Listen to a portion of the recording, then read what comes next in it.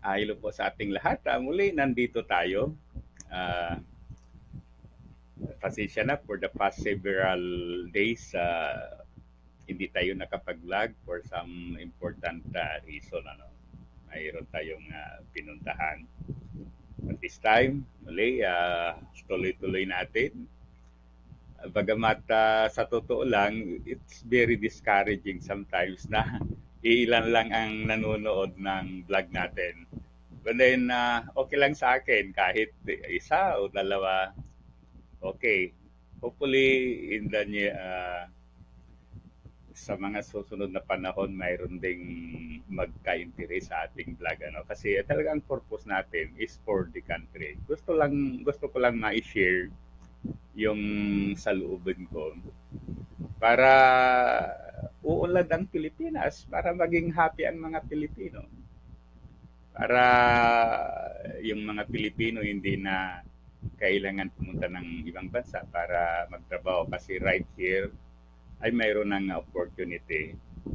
So, sabi ko nga, I spent yung the longest time in my life sa Department of Education. In fact, when I started, kwan pa yun, DICS, Department of Education, Culture and Sport. Pagkatapos, napalitan ng napalitan ng DepEd, Department of Education. Pero sa totoo lang, yung sa DepEd, nawala yung sport. Pero tuloy-tuloy pa rin yung trabaho ng DepEd para sa sport activities. Okay, tingnan niyo yung mga municipal med, sino ba ang involved doon? Mga DepEd, mga teachers. Okay, so going to that. Ngayon, ah ang isang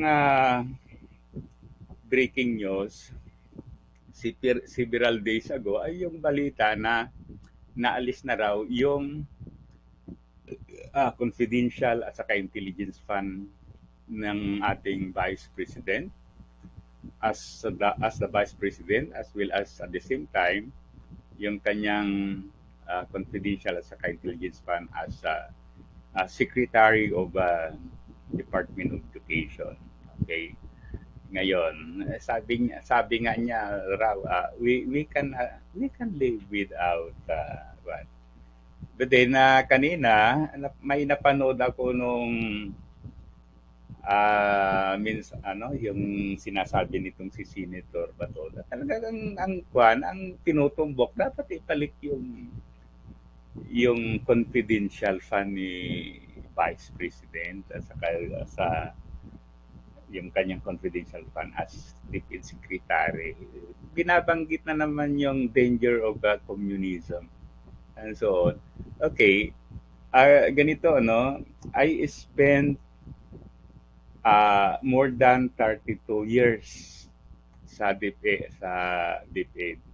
Pero baryo ito sa amin. It's a rural areas. But I never encountered na nagkaroon ng problem about may mga recruitment, may mga communist na pumasok. Never. Baryo ito. But then it's gone. Maybe doon sa ibang lugar siguro mayroon. But as far as I am concerned, malawak na rin yung napunta natin lugar. We have been to many school kasi I was promoted as principal, so umiikot ako. Nakapagsilbi ako sa elementary school, nakapag-serve ako sa secondary school. Different part of itong kan namin, ito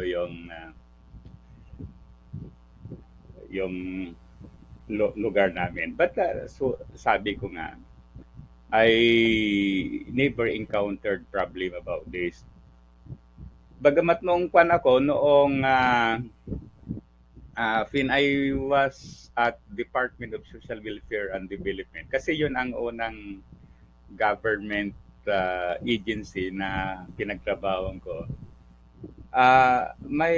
Mayroong isang school noon na na-abandon dahil sa mga rebelde. Okay? Na yes, talagang mayroon 'yan.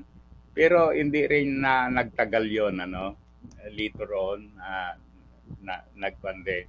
Pero that was 19 I think 1984 o 1985 ano. So matagal na 'yon.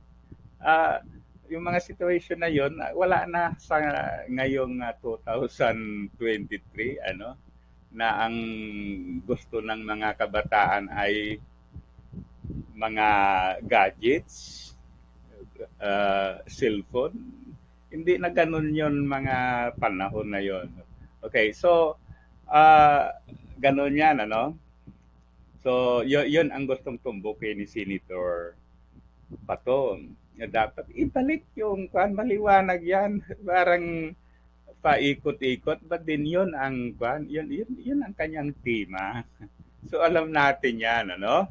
Okay, ngayon sabi doon ah inalis nga yung confidential fund.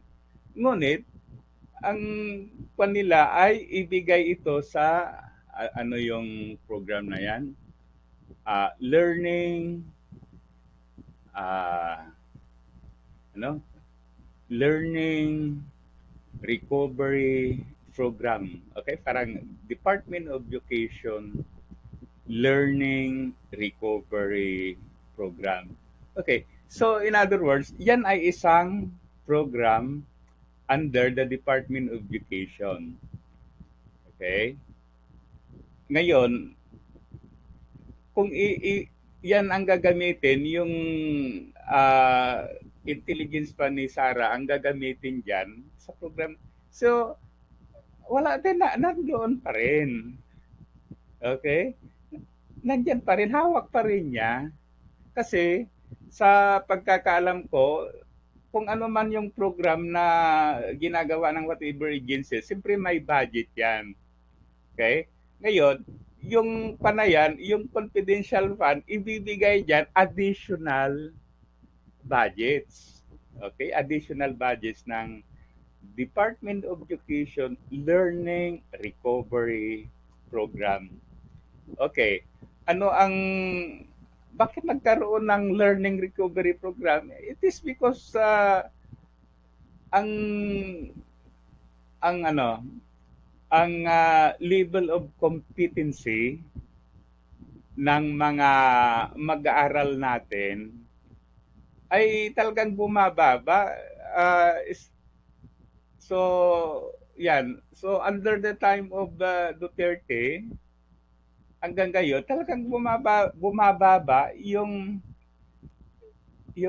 competency, yung achievement level ng ating mga estudyante. Kaya ginagawa 'yan. Okay. Ngayon, sinong may kasalanan na bumaba yung competency at saka achievement level ng ating mga estudyante? Itong past administration at saka yung present administration. Ngayon, with regard sa present administration, sino pinaka-fault, may fault dyan? Yung Department of Education. Okay? Retired na tayo, but then sa palagay ko talaga, noong mga panahon na yon, nandun tayo sa serbisyo. Bagamat kulang yung mga gamit, at least talagang uh, hindi naman nahuli ang Pilipinas compared sa other Asian countries. Basta pinag-usapan yung ano. Ayan. Okay. So, yan ang Ngayon, kung ibibigay yon, tinandun pa rin yung confidential funds na i-divert lang sa ibang pangalan. Okay, bagamat siguro medyo siyempre mas sigurado sila pag in a form of CIA o yung confidential at saka intelligence fund dahil pag nakalagay diyan, hindi sila basta walang listahan, basta gastusin mo, wala nang problema, no? So in other words, walang liquidation. Okay?